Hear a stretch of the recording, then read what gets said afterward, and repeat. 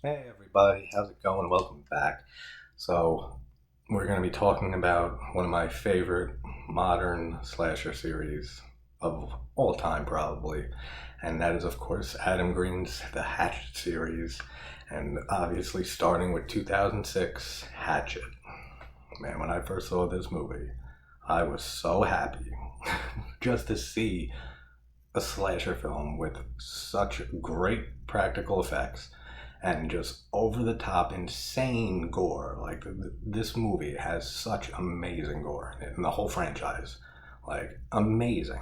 Some of my favorite kills in like slasher history, for sure. Like by a huge margin. And all right, let's just dive into it. And I love Adam Green. Like most things that he's done, and even just as a person, like I've seen interviews with him, he's such a just a genuine dude. Like he really is. And I mean, he'd done his first film, Frozen, was great. Like not really horror. I'd call it more like a thriller. But then, of course, this whole series, and I really hope we get a fifth Hatchet at some point because I could definitely use that. And he had that show too. I don't think I ever watched it, but it was on for like 2 seasons or 3 seasons. He brings it up in Digging Up the Marrow, the found footage movie he did with Ray Wise, who's phenomenal and everything. I love Ray Wise so much. And Twin Peaks is one of my favorite shows ever, and him playing Laura Palmer's father. He's great in everything. Dead End is a great movie with him, Lin Shaye, that I don't see talked about anywhere really. I might watch that later tonight and do that. That's a great movie actually. Very like lesser known. Like I never see people talk about it. All right, let's dive into this actual movie. So we have Joe Moore, we have Dion Richmond, Tamara Feldman, we have Parry Shen, who's just hysterical, man, and the only actor in this whole series to be in the whole series of all four movies. He plays different characters, like his brother, and then like the guy in this film, and then his brother, and then did he play like another like version of himself? I don't remember. I have to see. The third film is definitely my least favorite in the whole franchise, so I gotta rewatch that one and remember exactly what the hell goes on. And then I just know there's like a whole like fucking SWAT team in this swamp looking for to hunt down Crowley. And we have some horror icons in this movie, man. Tony Todd and Robert Englund in the beginning, and then of course Kane Hodder as Victor Crowley and his father. And he does a great job as the father too, man. I mean, I've seen Kane Hodder act in other movies besides just being, you know, like he's much more than a stuntman. Let me say that. Definitely knows how to act. He can play some emotional roles, man. He's definitely a decent to good actor, and that doesn't get talked about nearly enough. So we have the opening scene with Robert Englund, who's Mary Beth Dunstan's father, and we have her brother, and they're both hunting gators in Honey Island Swamp. Never go in Honey Island Swamp because Victor Crowley will get you and just maul you to death, man. I can't say enough about the kills in this movie. It's just, and the series, it's just brutal. Like, so they're hunting alligators, and all of a sudden, the brother goes to take a piss. He comes back, and Robert Englund's character is just disemboweled, like in the boat, and it looks awesome. And out of nowhere, some unseen, monstrous figure that at this point we have no idea what it looks like ends up just, we get our first kill, amazing kill, and then from this point on it's just the whole movie, it's just every kill is amazing. And he just gets his arm ripped off and the tendons and shit are just, oh dude, the practical effects in this series is so good. And then he just gets his whole body just ripped in half, and again just, oh, it looks so visceral, it's amazing. And then we end up meeting Ben and Marcus, who are best friends. And Marcus in this movie, man, I love his character like so much. He is hysterical in this movie. Just the lines that he has and comes out with every now and then just crack me up every time I watch this movie. And I mentioned in my Tucker and Dale vs. Evil review about how hard it is to make like a horror comedy or to have comedy in horror, and some people just don't like comedy in their horror at all, and that's fine. Like I always say, everybody's entitled to their opinions. But I would say, obviously, Tucker and Dale versus Evil is much, much more on the comedic side than the horror side.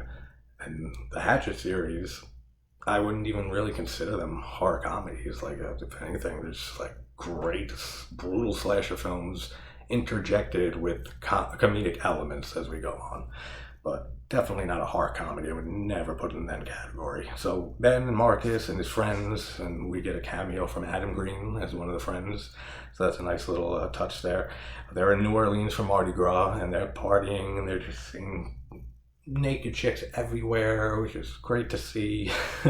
And they're trying. Ben just recently got dumped by his girlfriend, so he's just depressed. Like, he's not having it. He says to Marcus when he wants to split up with them and go do his own thing, how he just, every time he sees one of these half naked chicks, that it just brings him down and makes him think about his ex-girlfriend getting fucked by some other guy and stuff. And he says that he's just gonna go off and find this haunted swamp tour that a friend of his told him they did the year or something previous to that, and that was awesome. So the rest of the friends, they're like, all right, peace, like, we're going back we're going back where the tits are. And I mean, I don't blame him. And Marcus, being the good friend, best friend that he is, he doesn't want Ben going off alone, like feeling the way he's feeling. So he reluctantly goes with him and pretty much like hates him in the moment, but he's a good friend, man. Like, he doesn't want him to be alone. And let's see, so they do that, and then they get to Reverend Zombie's voodoo shop, played by Tony Todd, as Reverend Zombie, who's just amazing and everything. I don't think I can have to say that to anybody who is a horror fan. And just the lines again that Marcus has when they Ben knocks on the door and no one answers. He's like, no, they're closed. Like, they're not closed. Like, yet indeed they are. Like, this is a big ass close sign right there. Man, he cracks me up this whole movie. Then we see Reverend Zombie open the door, and he starts telling that he doesn't do tours anymore, and they ask why, and he goes into this whole monologue telling this like creepy sounding story about like, I took a tour boat out onto the swamp. It was a foggy night, and just like goes on like that for like 2 minutes, and they're so engaged in this story, and they're just like, yeah, then what? And then like, and then what happened? What happened? And he just ends the story with like, and these came off the boat, tripped and fell, and sued me for negligence. And like, that's it? Like, that's what happened? Come on. Oh, it's so funny. As he says, just try Marie Laveau's down the street for this haunted swamp tour, and don't trip on the sidewalk. He's so great in this. And then in the next movie, you're like, oh, so good. So they go down the street to another place run by Sean, who Parry Shen plays, and another hysterical character in this whole series, but in this film too. It's just, I love how his accent just keeps changing as the movie goes on. Like, oh, it's hysterical. And we meet the porn stars, or wannabe porn stars. They're not really like porn stars, but with their director Shapiro. What a dick this guy is, especially when the second movie, when you see the beginning of it and see his camera and what's on it, what a fucking creep, man. And they board on the tour bus and they meet the old couple. I never remember their names. I will just always remember the old guy as the grandpa from that short-lived series on Fox, like so long ago when I was growing up, Grounded for Life. I'll always see this old man as the grandpa from that show, like forever. And they end up meeting Mary Beth Dunstan, who's like reserved, quiet, doesn't want to talk to anybody, and she's a local, but she's doing this tour for some reason, they don't know why. And everyone in this movie has at least 1 or 2 hilarious lines. Like when Ben is trying to talk to her and he's like, do you have any pets? And Marcus just smacks him on the back of the head and stuff because he's failing miserably to talk to this girl. And then she comes out and she's like, listen, like, I didn't want to come on here and just for the hopes of meeting you.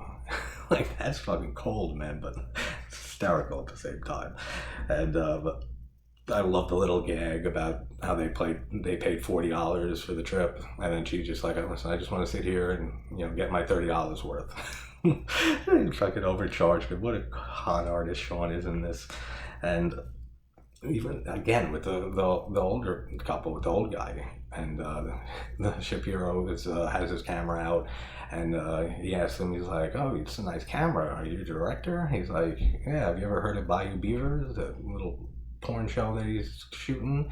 And at the same time, the wife says no, and he's like, "Of course." And then once he hears the wife saying no, he's like, "No."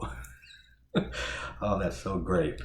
And then they board the boat, and Marcus has like the crabs gag from earlier, like what he was saying. They were talking, Ben and him were talking about how he like tried hooking up with this girl who was itching all night and stuff. He's like, "I asked her about it, and she said it was her fabric softener. How was I supposed to know she had bugs in her bush?" Then you see the brunette porn star or whatever sitting next to him, and he's trying to hit on her, and they're laughing together. Then they just show her scratching herself, and he's like, "Damn." Marcus is so funny. I can't say that enough in this. What a great performance by Dion Richmond.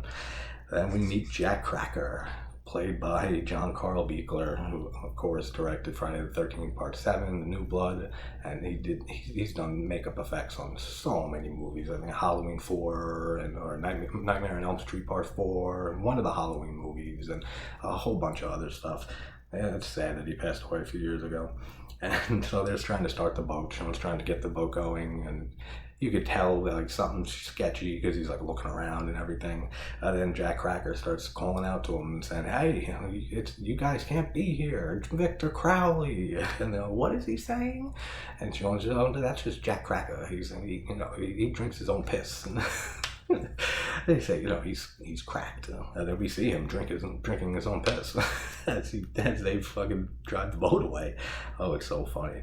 And he starts like giving little tour speeches about like what they're passing, and then saying that there's ghosts on the water, and they're just completely just annoying the hell out of him by like contradicting everything he says. By saying, "Nah, dude, those are marsh vapors. Like, I've seen this before." And like everything, it's the comedy in this franchise, it just works for me, like, at least, and many people I know. It's just the right amount of comedy interjected to just bring some levity to just the over the top, like, brutal kills in this franchise, and it just works so well. And so we have the boat crash and get stuck on rocks, and okay, so it starts raining terribly, and like water starts creeping onto the boat, so they got to get off this boat before alligators get them, or like they sink. So the old guy says that there's a tree that they can just cross to get to the other side and get on land, and he goes first and ends up falling, and then an alligator just attacks him and just like fucks his leg up, man. Like, I don't even recall, you just see a little bit of him getting bitten on the leg, but like, his leg is fucked. And Mary Beth pulls a gun out and just shoots this gator in the head, like, and it shocks everybody. And what the hell are you doing with a gun? And they all cross over to the land on the other side. And I love how the swamp looks and the woods and everything, like, in this film. Like, it looks so, like, the cinematography for like how they just filmed like all those scenes and stuff in the swamp, like, it looks so eerie and like still, like there's not a gust of wind anywhere, and just the trees, everything, they're so still, and just everything, it looks like so isolated and creepy and like alien, almost like they're in like a dream or like a different dimension. Like, they did such a good job with that, with the sets and everything in this. So we get the story of Victor Crowley from Mary Beth, after saying that her father and brother went missing in the swamp hunting gators and never came back. And that is why she's here, and that's why she has a gun, because she knows all about Victor Crowley. So we get the whole backstory on him, that he was a deformed child, severely deformed, and lived with his father, and his father always tried to keep him away from the public and other kids because they would always make fun of him or tease him. And one night, Halloween night, a few kids wanted to get a look at him, so they creeped up on the property and started throwing fireworks into the house to try to scare Crowley out of the house. And the house catches on fire, and the father's not home yet, and Crowley's freaking out, trying to get out of there. He's pressed up against the door.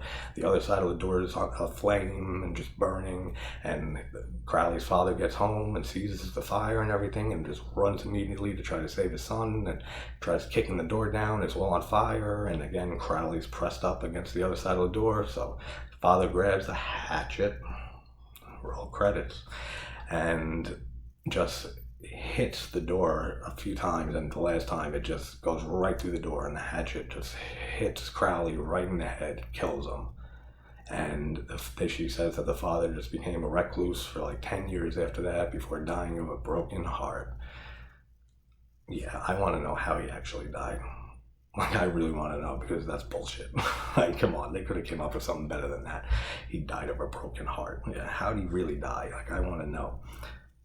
So that they have another great line, like after that whole story, saying that, like, Sean says, I already told you, like, that we passed the Victor Crowley house. It's like 2 miles on the other side of the river. And she's like, that's not the house. Like, how do you know? Because that is. And then it just shoots on the scene of the creepy ass house. That's so funny.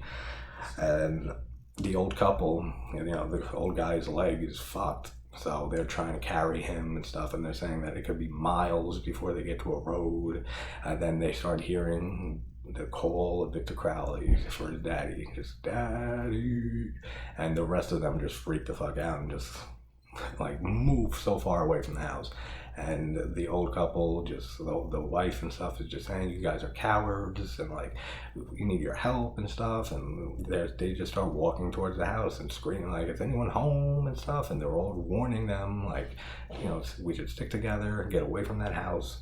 And Victor Crowley makes his entrance and just comes out, and we get one of my favorite, like, double deaths in a scene in a slasher movie of all time, and my top 3 slasher kills ever, when he just comes out with his hatchet and he starts hacking the old man, like, and then you don't see this, like, I don't think I've ever seen a kill like this in a movie before, or the next one, but like, usually you see a decapitation or like chopped in half or something like that, but no, he starts hatcheting him like this on an angle, like all the way down, so it's just like here up.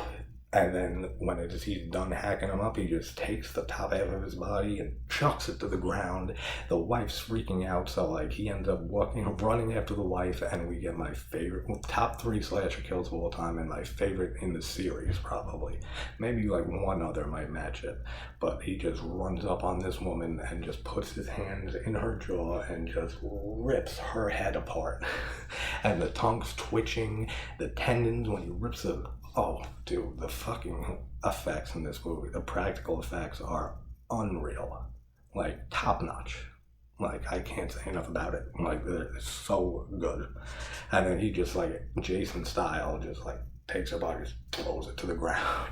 It's brutal, man. Fucking really brutal. And that's how I think why the comedy works in this franchise, just to bring, like I said, like some levity to how insanely brutal and over the top these kills are. So that way it just brings people down a little bit and makes them laugh a bit before we get some more intense, crazy gore and shit. And Mary Beth ends up shooting him, the Victor Crowley, and he falls to the ground. So he can be hurt, we find out, even though he's a ghost, like a slasher ghost, a ghost slasher, and not the fucking terrible ghost face from Scream. If you guys have seen my Scream review, you know how I feel about that series. And we got Marcus. When they all regroup together, they can't find Marcus, and he's up in a tree. And he's just hugging the branch up there, and they're like, come down. Ben is like, come down, Marcus. He's like, you know, stay calm. And he's like, no. Oh, he's so hilarious in this. And he says, stay calm. He's like, did you just see that shit that just happened back there? Stay calm? Like, come on, dude. No one is calm, like, in this scene, like, except for Ben for some reason. Like, he didn't see what just happened. He didn't see this guy get hacked in half sideways and thrown to the floor, and this woman's jaw ripped in half, or nothing like that. Like, I mean, I guess maybe he just started running as soon as they saw the, you know, Crowley come out of the house and missed all that, but Come on, stay calm, really? All right. And then we see Shapiro, who just ran, the director, fake director, just ran off in his own direction when Crowley came out. And he's like, fuck all these people. I gotta get out of here. And he's fucking hiding in a bush. And he sees, like, I never understood this. Like, he sees a shadow go past him. But then he gets out of the bush and stands up to the other way and walks right into Crowley's arms. So what was that shadow that went the other way past? I never understood that. If anyone knows or has a comment on that, leave it in the comments. I'd be interested to hear that. And we just get another awesome kill, man. And he just takes Shapiro's neck and just twists it all the way around completely. Then it just fucking breaks off and fucking blood squirting everywhere and hitting the trees. Like, so much blood. Like, so over the top. And I noticed on a lot of rewatches of this, but like a lot this time, I guess, because I'm really analyzing stuff now since I'm doing reviews on these movies and everything. But Adam Green has a lot of influences that you can see in this movie. Like, and Raimi is one of them for sure. Just the over-the-top gore and blood and everything like that. And there's a few other scenes that I'll get to that is so Raimi-esque. Like, it's great to see. I mean, obviously, Sam Raimi is amazing, but just reminded me, a few things reminded me of Raimi. And then some other directors or movies and stuff that references are made to and everything. Again, with Sean's accent change, like on the boat, the start, he just has this like stereotypical Louisiana, like New Orleans accent and everything. Then on the boat, when they're giving him shit, he just starts speaking in his native language. And they're all looking at each other like, what? Then again, like when they get after like this Shapiro's death and stuff, and he starts just talking in just like a regular like fucking voice, like it sounds nothing like either of the accents from before, and like that's his real voice. Oh, it's so fucking funny. I love that gag. And they end up finding, the group ends up finding Shapiro's bag and his wallet, and they find out that he's not a real director. He's just like some dude who does sales or something like that. And we get a great line from the brunette porn star wannabe, whatever. It's like, oh, I can't believe I fell for this for the third time. Like I said, all the characters in this movie are super memorable. Like, they have great lines, at least like one or two hysterical lines from every one of them. Like Marcus and Sean, like, are just absolutely hysterical in this movie. And like when Marcus says, he's like, anyone else have any secrets? He's like, I swear I'm gonna kill the next person if I find out they're lying. And then the brunette goes, she starts crying, and they look at her, and he's like, I didn't really go to NYU. I was my first choice. I didn't get accepted, so I went to Hofstra. That's so hysterical, man. That's so funny. From someone who lives in New York, being like, that's just funny as shit. And again, with Marcus, he's like, they find Shapiro's body, and Mary Beth's like, he's still alive. She's like, nah, man, he looks dead as shit. She's like, I didn't mean him. Oh, it's so funny. He looks dead as shit. So they end up walking, and they end up in a circle completely and right back at the Crowley house. Which reminds me, the first time I saw this, it reminded me of like Grave Encounters. Like how they walk around the asylum and stuff, and they end up like right back like in the locations they are, and like the building seems to be changing all around them. Like it reminded me of that one the first time I saw it, like how they just ended up back right where they started. And that's a great movie, Grave Encounters. If you guys like found footage, if for some reason haven't heard of that movie so far, like ever, like check it out. Like I'll definitely be reviewing the two of those as a sequel. But for sure, it's one of my favorite found footage movies. And they go into the barn, Mary Beth and Ben, to try to find some weapons to fight back with, because she's running out of bullets from shooting at Crowley and everything. So they end up finding Mary Beth's dad, Robert Englund, and the brother, just his body's just decomposed and fucking ripped all over the place, and awesome. So awesome. And she starts fucking crying hysterically, obviously, it's her fucking family. And we get another great line from, what the hell is his name? I can't think of the porn star. Misty, right? The dumb blonde chick. I can never remember the brunette's one. her name. But she says she finds her phone and she's trying to make a call to get help. And she's like, "Are you sure the number is 911?" And the brunette's like, "What else would it be?" She's like, "I don't know. Maybe it's a different area code or something." And their banter back and forth in this movie is so fucking funny. Like, they just be like, they just hate each other. Like, lick me. And she's like, "Why don't you suck your dad off first?" And it's like, "I will after you do." And it's like, oh, it's so whole fucking hysterical, man. Some of the shit that comes out of their mouths is so funny. And so the girls, Marcus and Sean, are together because Mary Beth and Ben are in the barn or whatever, trying to find weapons, and they hear something in the bushes, and of course, fucking the token black guy has to go and check it out because he's the one with the flashlight, they say. And I love how as soon as they say you're the one with the flashlight, he just sticks it up against Sean's chest and he doesn't take it. And he's like, "All right, yeah, I see how it is. Just let the brother go do it." So funny. And then we get just another fantastic sequence and fantastic kills, man, where just it ended up being a raccoon in the bushes, and Crowley just comes out with a belt sander and just fucking revs it up and goes to the brunette stripper wannabe and just starts shaving her whole fucking lower face with the belt sander, and it looks fabulous. It looks gnarly, man. Like, it looks so good. And ends up fucking taking the shovel and just lop Sean's leg right the fuck off, like clean off, and he falls to the ground. And then Crowley takes the shovel, like Reanimator style, and just sticks it by his neck and just steps on it, and his fucking head just rolls away.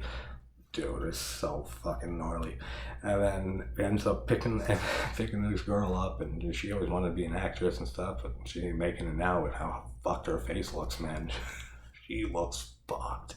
Like, her face is just completely like I can't say enough about the effects in this movie. Like, it's just in the series, it's so good, and it's so good to see practical effects.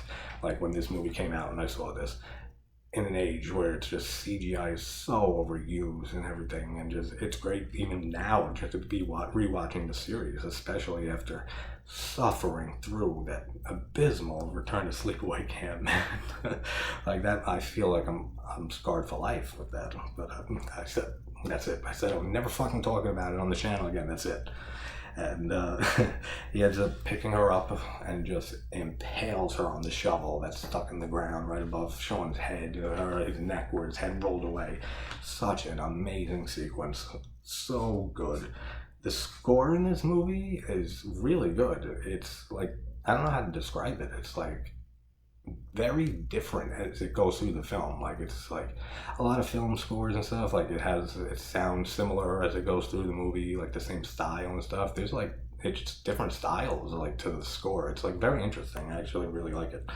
And we get like an actually good jump scare for once, because I've said on here I hate 99.9% of jump scares in movies. It's cheap. It's not a way to build tension at all. It's just reactionary. It's like if someone threw a softball at your face and you're gonna, like, it's gonna fucking scare you. It's gonna jump scare you. And I just can't stand that.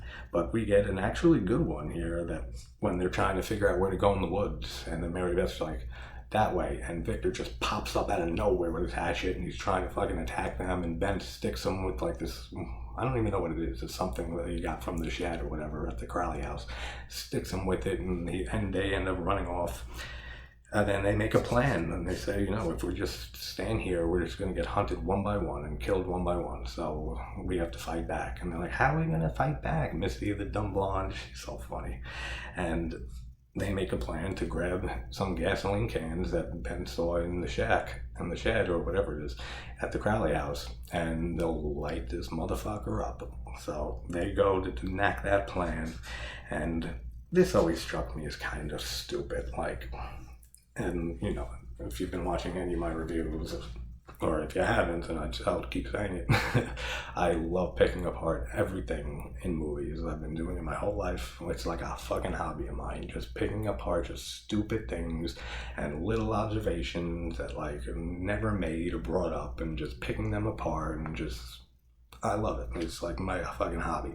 But this always came across stupid to me. Like Ben went in by himself to get the gas cans or check if there's even gas in the cans because they don't even know if it's full or has gas in them. And first off, he's gonna go in there alone. Come on, like go with somebody. Go with fucking. Don't go with Marcus because then you're leaving Mary Beth and Misty alone. But like, take one of the girls. Or take Mary Beth. You're like, the two of them were in there together earlier, looking for the weapons when they find Mary Beth's father and brother's body. And that was always weird to me.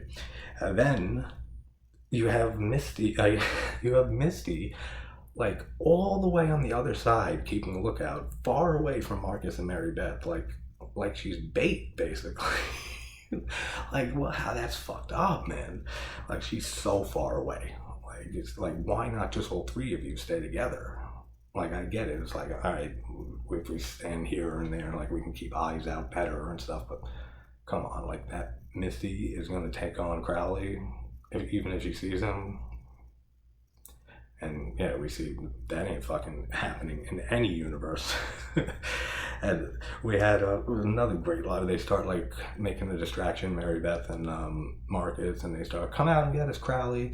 Yeah, you ugly fuck, come out and get us, we're right here. And then he has this line, you look like you were molested by wolves. And they're like he's like says it, but then he's like scared and he looks around. Oh man, I can't say enough about Marcus in this movie. He's so funny. And then we see Misty. They say it's too. Mary Beth says it's too quiet, and then they look over and Misty's gone. And then we just get the only really off-screen kill in the movie, besides like the brother Robert Englund in the beginning, like when we just find his body, but. It's still brutal, man. Her head gets thrown into the shack where Ben is, and he freaks him out, and then her torso with her arms and legs ripped off is thrown right after that, right in there, and he's freaking out. That's so awesome. And he runs in there, Crowley, and then there was indeed gasoline in there, and they douse him in gasoline, and he takes his lighter out and throws it and lights him up, man, and he starts burning. And as anyone knows the backstory on Kane Hodder and stuff, when he was younger, he did a fire stunt, and was severely burned, like almost died. And he was in the hospital for like 6, 7, 8 months, and they didn't know what they were doing. Like it was like a local hospital, and not like specified for like burn victims or anything. It's in this documentary. It's on Tubi, I forget the name of it, like To Hell and Back or something like that. It's a great watch. If you love Kane Hodder, definitely watch that. Very, very interesting, very good, and made me have a whole new appreciation for Kane Hodder, which obviously I've always loved because I grew up on the Friday the 13th series, and I've always loved his performances in it, and just seeing that whole story, his whole backstory and everything was so interesting. And, excuse me.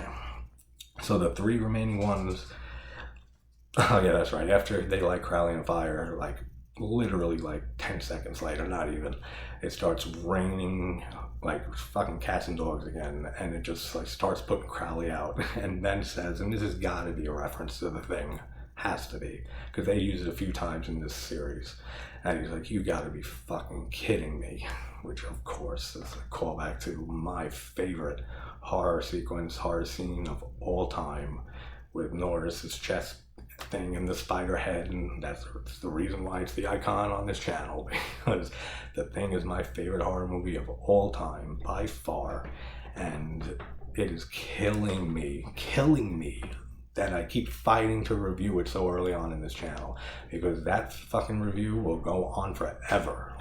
I swear to you. Like, I talking about The Thing, come on, like that's gonna be so long and in-depth, and just dissecting the shit out of that movie, because I love that movie.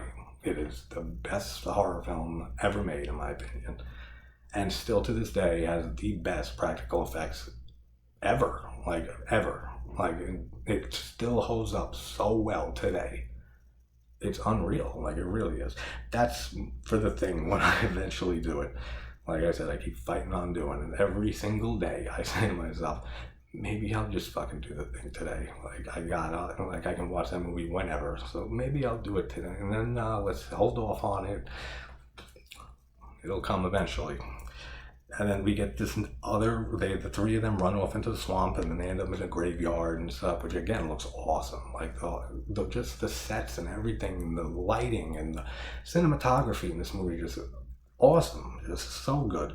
And Crowley ends up coming there and attacking them, and then Crowley knocks over Ben, and then we get again just such a Sam Raimi-esque type scene where he just like pukes into Ben's mouth. Oh, it reminds me of Drag Me to Hell so much. Raimi's Drag Me to Hell, when the hell's the old woman's name? Ganush.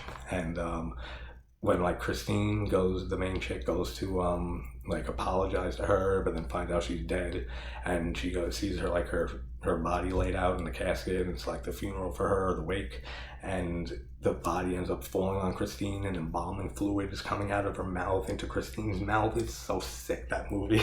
It's so disgusting. But that scene right there, Crowley's puking in Ben's mouth, I immediately think of Drag Me to Hell. It's another Raimi thing that he throws in there. Like, you can definitely tell he loves his Sam Raimi, man. And his John Carpenter, because that "you gotta be fucking kidding me" line is used a few times in this series. And Crowley just grabs Marcus, and we get such another just amazing kill. And it always hurts, man, a little when I see this, because I hate seeing Marcus die in this movie. I really do. And he just grabs him and like starts crushing his chest, then knocks him on his knees and just rips both his arms completely out of their sockets, and he just falls to the ground. Then he ain't done yet. Fucking no, we get a Friday Part 7 sleeping bag-esque type kill where he just picks his body up and smashes it against like a tombstone or a gravestone or something like that, and his fucking head explodes. And God, it's the fucking effects in this series is so amazing. So amazing. And Crowley's look in this movie is genuinely fucking creepy. Like, the makeup effects for Kane Hodder and stuff in this, really fucking effective. Like I just rewatched, I'm up to the third movie now, which I've seen this whole series so many times, but the third one, as I said, is my least favorite. But oh man, how he looks in this movie, even like after he's burned and he's bald and stuff, he looks so creepy. And then like when you see the ending of this movie and then immediately watch the second one and see how it starts right at the same moment, and you just see the difference in makeup and stuff, and it's nowhere near as good as this movie. Like, I think Victor Crowley is, like, the movie Victor Crowley has the second best looking Crowley, but this one for sure is the absolute best. And then we just have Mary Beth and Ben, and they're the only ones left. And Crowley throws a piece of like a gate that he ripped off, so it's like a spear almost, and chucks it, and it hits Ben right in his foot and pins him to the ground. And Mary Beth comes up with a great idea, man. She's like, I wouldn't have thought of this in that fucking moment. You kidding me? With this deformed elephant man monster, as Marcus calls him earlier, running at you when you got a spike through your fucking foot. And she says, just bend it forward, and they start bending it forward, is ripping through his foot, but like powering through the pain, and then just Crowley just runs into it and impales himself. And another Raimi moment. So like after a few seconds of them looking at his body, just like stuck there, and blood just comes out all over Ben's face. It's so Raimi-ish. Like I love it. It's so good. And I even put it down together, like very Raimi. And we just have the ending scene, and they end up finding the father's boat, Mary Beth's father's boat, and they ride away in it over the water and everything, and it's very reminiscent of Friday the 13th, the first one, when Alice is on the lake and stuff in the boat, and everything's tranquil, and it seems like everything's good, and everything's going to be alright, and it's the end. And obviously that's a dream sequence in Friday, but it's absolutely not one here. And they ride away, and Crowley just jumps out of the water and pulls Mary Beth under the water. And this always made no sense to me too. Like, he pulls her under the water, and like she's struggling to get back up, so it's implied kind of that he's holding her underwater. But then he's up on the boat like a second later. Like, unless I always miss something when I see the scene, I don't know. Maybe he just grabs her into the water, and then she's like drowning or something by herself, and he gets on the boat. I don't know, it's weird. And she's under the water, so struggling to not drown. Then she sees Ben's hand reaching down, and she goes swimming up to grab it, and when she grabs it, comes out of the water, out of the surface, and sees that it's Ben's severed arm. and Crowley's holding it, and it looks over and we see Ben laying down on the boat with his arm ripped off, and great. Then she just screams in his face, in Crowley's face, and Crowley's fucking screaming back, and then cut, credits, and leads right into Hatchet 2, and that is what we're doing right after this. So I'll see you for Hatchet 2.